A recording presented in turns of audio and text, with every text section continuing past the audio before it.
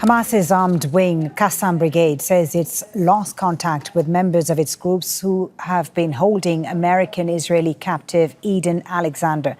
The group says an Israeli strike targeted the location where he was being held. Alexander is an Israeli soldier who was taken captive during the October 7th attacks. U.S. President Donald Trump has repeatedly demanded his release. Alexander is the last American being held in Gaza. A total of 59 captives remain in the Strip. Meanwhile, Hamas says it's reviewing an Israeli proposal relayed by Egypt for a potential ceasefire in Gaza and will respond as soon as possible. The new plan reportedly includes a 45-day temporary ceasefire and the entry of food and shelter in exchange for the release of half of the captives remaining in Gaza in the first week. But it doesn't include any guarantees for a permanent end to the war, which Hamas considers a red line.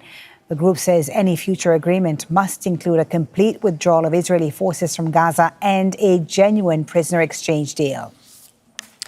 Hani Mahmoud is in Gaza City for us with more. Hani, first of all, what more are you hearing about the fate of the Israeli-American captive Hamas says it's lost contact with?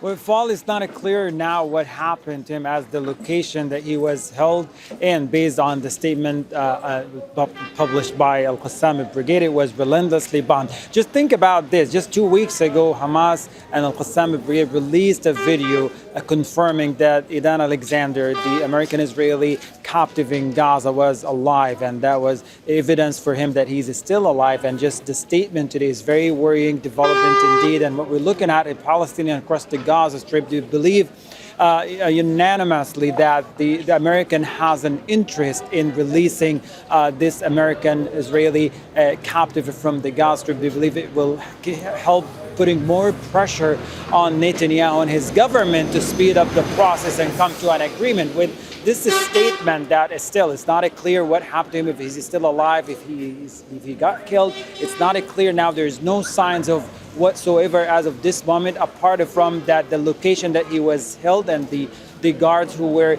guarding the location, securing his safety, have been lost contact with and communication with for the past hours. If the news about his killing is confirmed, it means it's going to the Palestinians are going to lose what they hoped for, the pressure on Netanyahu government to get into an agreement, and which will give Netanyahu, of course, according to what we hear from people, more reasons to prolong the genocidal acts across the Gaza Strip. That's what worries people the most right now, and they're very anxious to hear more, as they can't wait for some positive news in order to get into a ceasefire agreement. I was going to ask you about that. In fact, Hani, the feeling on the ground about this revised ceasefire proposal from Israel, which Hamas has said it's looking into.